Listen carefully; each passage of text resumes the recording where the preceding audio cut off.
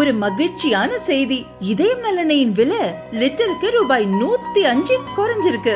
September 2023ல 1 litre இதயம் நல்லெண்ணெயின் அதிகபட்ச விலை ரூபாய் 503. ஆனா இப்ப 1 லிட்டர் இதயம் நல்லெண்ணெயின் விலை ரூபாய் 398 மட்டும்தான் தமிழ்நாட்டுல. அப்ப இனிமே எல்லாரும் இதயம் நல்லெண்ணெய் வாங்கலாம் இல்ல?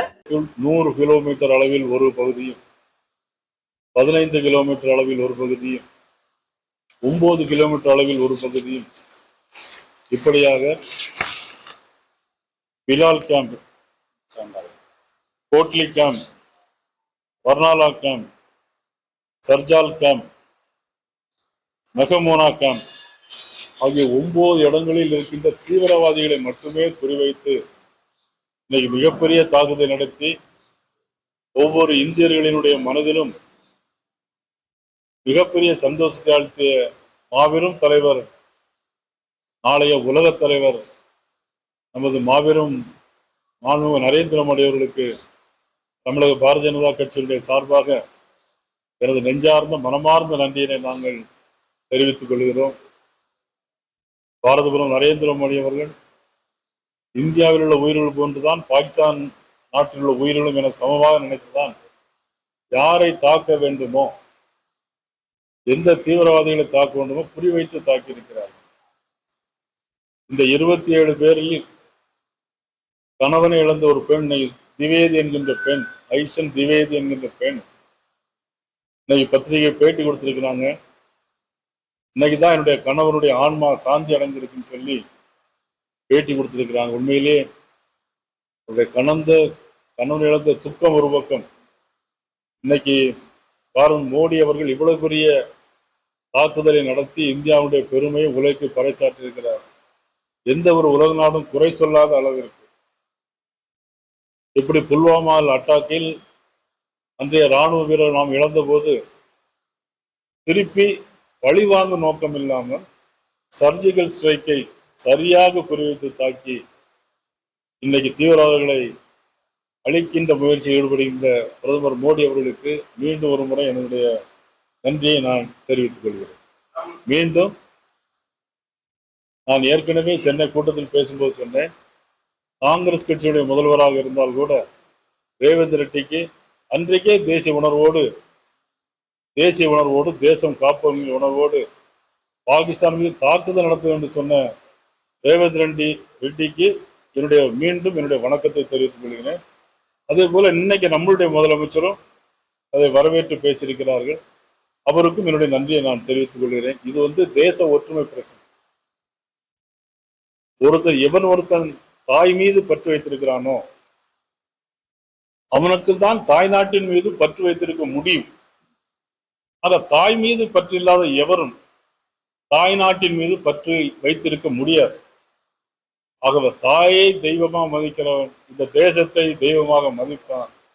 இந்த தேசத்தை தெய்வமாக மதிக்கிற மோடி அவர்களை மீண்டும் ஒரு முறை நாம் வணங்குவோம். சைனாவுக்கு வருத்தம் இருந்தால் நமக்கு அதை பத்தி கவலை இல்லை. எந்த நாட்டுக்கு வருத்தம் இருந்தாலும் நமக்கு அதை பத்தி கவலை இல்லை. 27 பேர் இறந்து போனாங்களா, அதை பத்தி யாரு கவலை தெரிவிச்சாங்க? 27 பேர் சுற்றுலா போகும்போது தன்னுடைய 10 வயது சிறுவன் முன்னால தன்னுடைய தகப்பனை ஷூட் பண்ணி கொள்றாங்க. அதுக்கு ஏன் சைனா வருத்தம் தெரிவிக்கல? சமூக வலைதளங்கள் மட்டுமில்ல, பத்திரிகைகளே பேட்டி கொடுத்தவங்க நிறைய பேர் இருக்கிறாங்க. இன்னைக்கு வரை தமிழ்நாடு அரசாங்கம் நடவடிக்கை எடுக்கவில்லை.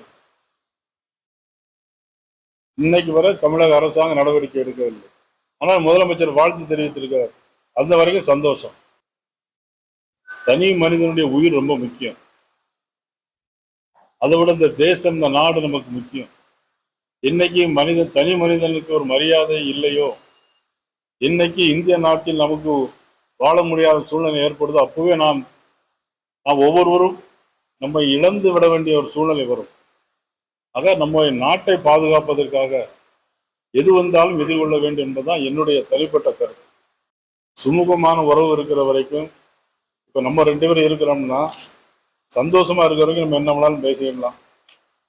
ஒருத்தருக்கு ஒரு பிடிக்காத சூழ்நிலையில நம்ம என்ன பேசினாலும் தப்பாதான் வரும். ஆனா அதே நேரத்துல பாத்தீங்கன்னா நம்ம நாட்டோட புகுந்து நம்ம நாட்டுடைய உயிர்களை அழிக்க அவங்க நினைக்கும் போது நம்ம ஏன் அவங்களுக்கு தண்ணி கொடுக்கணும்? நம்ம அவங்களுக்கு தண்ணி கொடுக்க வேண்டிய அவசியம் இல்லை. நம்ம நாட்டை குறிவைத்து தாக்கும் போது அவங்களுக்கு நம்ம எந்த விதமான சலுகையும் அளிக்க வேண்டிய அவசியம் கட்டாயம் நமக்கு இல்லை.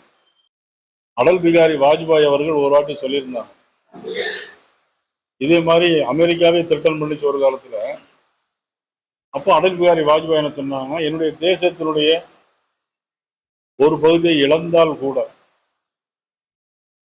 உலக வரைபடத்தில் பாகிஸ்தான்கிற நாடு இருக்காது அப்படின்னு சொன்னாங்க. அவ்வளவுதான். நமக்கு வாழ முடியலன்னா இன்னொரு நம்ம எப்படி, நம்ம நாட்டினுடைய பிரச்சனை அது, நம்ம எப்படி விட்டு கொடுக்க முடியாது?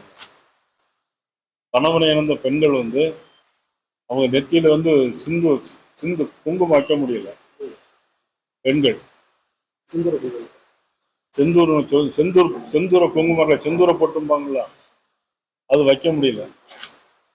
அதனால அது வைக்கிறது போல தான் அது சிந்தூர்னு வச்சு. போர், நானும் அங்க போய் போர் முடியலன்னு எனக்கு ஒரு வருத்தமா இருக்கு. உண்மையில எனக்கு வாய்ப்பு கிடைச்சா நான் உண்மையில நானும் போவேன். நான் விளையாட்டுக்கு சொல்லல, தேச உணர்வு. எந்த கட்சியும் இருக்கலாம், திமுகவா இருக்கலாம், காங்கிரஸா இருக்கலாம், மதிமுகவா இருக்கலாம், எந்த கட்சி வேணாலும் இருக்கலாம். நம்ம நாடுன்னு வரும்போது, நம்ம தேசம்னு வரும்போது நம்ம எப்படி ஒருத்தர் நம்ம வீட்டுக்குள்ள அடிக்கும் போது நம்ம இல்ல ஐயா அடிக்காதீங்க, எங்க உங்க உயிர் போயிடும் நம்ம யாராவது சொல்லுவோமா?